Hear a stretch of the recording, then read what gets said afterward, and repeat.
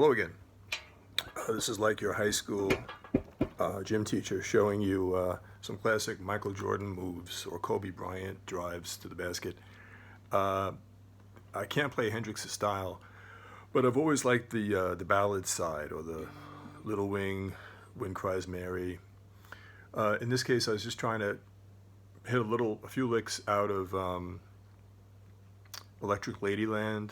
The first one actually was from Third Stone from the Sun, and a little bit of Little Wing, which I never really got down completely, but yeah, that's just the flavor of it.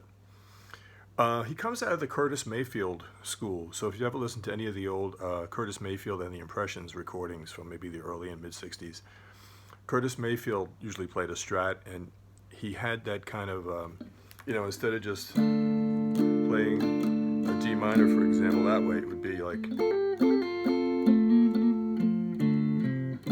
very kind of filigreed, kind of like little embellishments, little whatever you'd call them. But it's a really beautiful style. And when I listen to Jimmy doing this kind of thing with the ballads, it sometimes reminds me too of Cornell Dupree. Cornell Dupree played the guitar on a great recording from, I think, 1970, Brooke Benton's Rainy Night in Georgia. And he's never just strumming chords. It's all like, I have a video that I put on about a year ago or maybe more, where I'm just kind of playing fills. There's no vocal, but I'm just playing the fills that Cornell Dupree played. So it's this kind of R&B 60s, almost like solid body guitar, Curtis Mayfield influenced thing that they all did, and Jimmy did it maybe, like a lot of other things, the best out of all of them. So we all know his raucous side with the screaming leads and the Star Spangled Banner and Machine Gun and all that, but this is like a whole other side. So just a quick thing just to say, what are some things you can do? And I can see this lending itself in some instances to solo guitar, even if you're playing standards or Beatle tunes, whatever. So one thing that comes to mind immediately is like on Little Wing. So there's an A minor. But again, instead of just A minor, it's actually very creative, this technique. I hit the A, and there's a lot of this double stops where you're covering two strings and hammering with the lower string. And that's also in Rainy Night in Georgia. I can't remember right now what the notes are, but anyway, it's in the key of C, I think. But in any event, yeah, it's like on an A minor, you can do that kind of thing.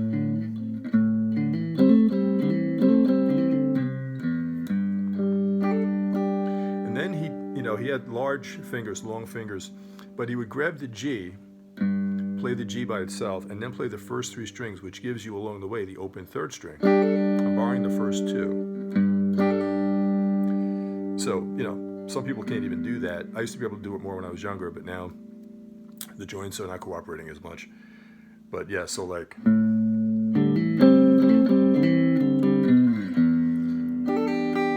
This is what he did on an E minor, I believe.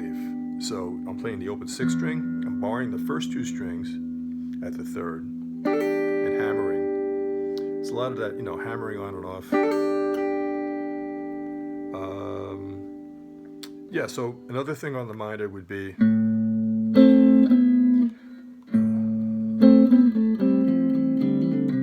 kind of like I have to hear it in my head to get there first. Here it is. I'm on an A minor, borrowing at the fifth. Again, play the bass string first. Now, this little moving melody is on the fourth string.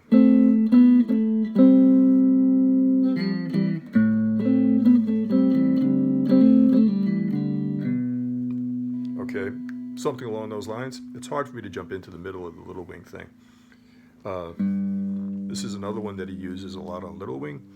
He uses it kind of at the end of Castles Made of Sand from Axis Bold as Love. It's kind of interesting. I mean, where did he come up with this? That's what I often wonder.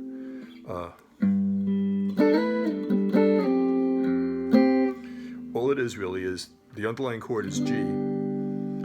So the minute you put the C, it's a sus. So if you think of G being the underlying chord, it's G. Let's see. No, I was thinking of the wrong thing. There is no C. It's just this. G on the 4th string, D on the 2nd string 3rd fret, A on the 1st string 5th fret.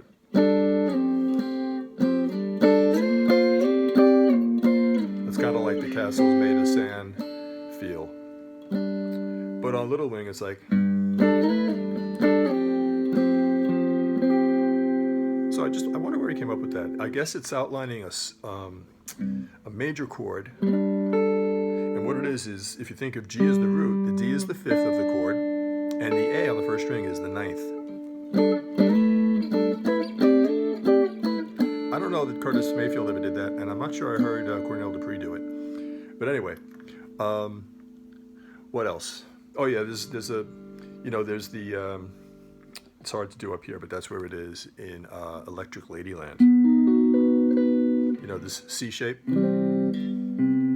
If you think of an open cowboy C chord, if you move it all the way up, where is it? So that it's a B major, so that would mean my pinky's on the 5th string, 14th fret. And he does this crazy stuff.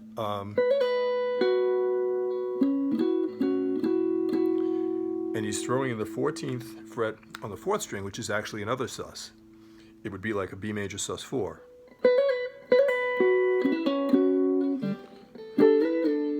Okay, and then here, what would this be? This is a D along with an A. Again, it's a 5th. So it's funny, I don't think of these as 5ths. You know, I think of those.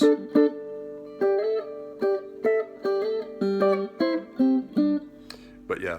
It's an unusual way to play 5ths. I would probably think of it this way, on the 4th and 3rd strings. But he's doing this, apparently. You know, I think he was mainly self-taught, and it's kind of amazing to think that he died at age 27. You know, and you can still go in and try to decipher some of his stuff. I mean, he was 27. I mean, I know he had played professionally for years. You know the story. He played as a background musician for Ike and Tina Turner, for the Isley Brothers, for a guy named, I think, Lonnie Youngblood, Little Richard. I could just see them together, Little Richard and Jimi Hendrix, and you could see why it wouldn't work. But yeah, anyway, so you've got the minor chord, and you've got the other one. This is basically what's happening here on the A minor. You know, the basic bar chord is that, but I'm not playing the 5th string. And then we're playing the 4th and 3rd strings together.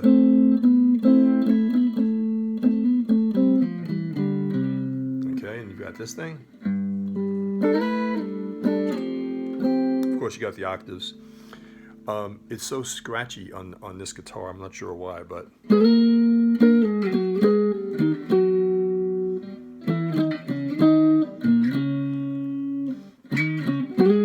So that's obviously a Wes Montgomery influence. Wes was big in the mid-60s. But it doesn't sound like Wes Montgomery. I think mainly because he's using the pick instead of the thumb. He's using a solid body Strat instead of a fat body Gibson L5 or whatever that was that Wes had. So one interesting thing about Hendrix is, you know, he comes out of like, I guess Buddy Guy and B.B. King. He, as far as I know, he never played slide. You know, but he also has the R&B influence, having played with all these groups, the Curtis Mayfield feel. I'm trying to think if there's any other embellishments. Yeah, there's other ones, which is like when he goes in Electric Ladyland, when he goes to the C sharp minor. So, you know, C sharp minor would be here. Bar chord with the root on the 6th string, 9th fret. But he plays the root, and then he just plays the 3rd and 2nd strings. So again, another double stop. I'm pressing down. I'm borrowing the whole 6, but what's happening here is strings 3 and 2, and hammer. Another thing you'll see a lot, again on the C sharp minor. Okay, he's hammering on the 2nd string, but he also hammers on the 1st.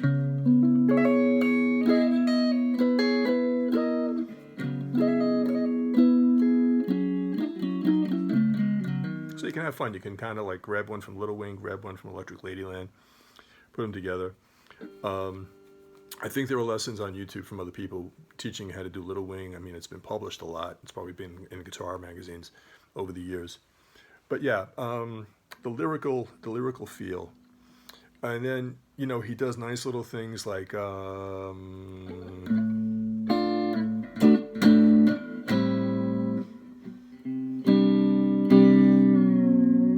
the tremolo bar. And I realize you probably don't have a tremolo bar, but yeah.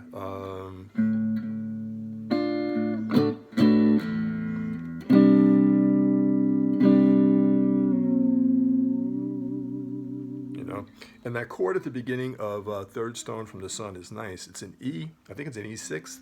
I haven't figured it out, but I saw a diagram for it. You drop it down a whole step, something like that.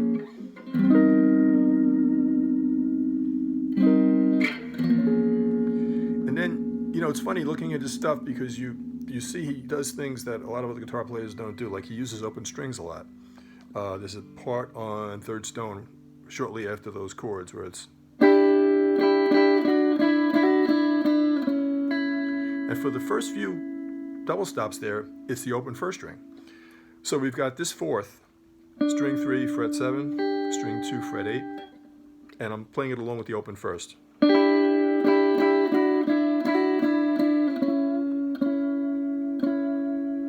Anyway, hope you like Jimmy, because if you don't, you probably don't like guitar.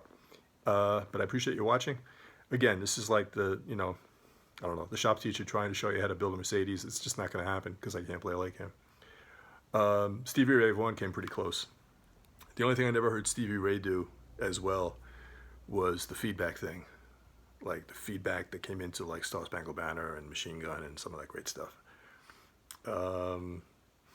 If you haven't heard the studio version of the Star Spangled Banner by Jimi Hendrix, it was on an album which was a soundtrack for a movie called Rainbow Bridge, which is maybe the most awful movie ever made. But the plus side is that you see Jimmy on Maui, and he's doing a live show. And one of the things that's on the soundtrack, Rainbow Bridge, is, well, there's some nice things on it. Polygap is a pure instrumental. But what was I heading toward? I was heading toward, oh yeah, his studio version of the Star Spangled Banner, which is on there, I believe. And it's almost like orchestral. He's got all these overdubbed guitars, and you know, I think he played bass on a lot of the tracks too himself. Anyway, I appreciate you watching. Hope you get something out of it. Hope you like some of these techniques and you can use them in your playing. Subscribe if you haven't, and throw me a like. It really helps a lot. Have a great day.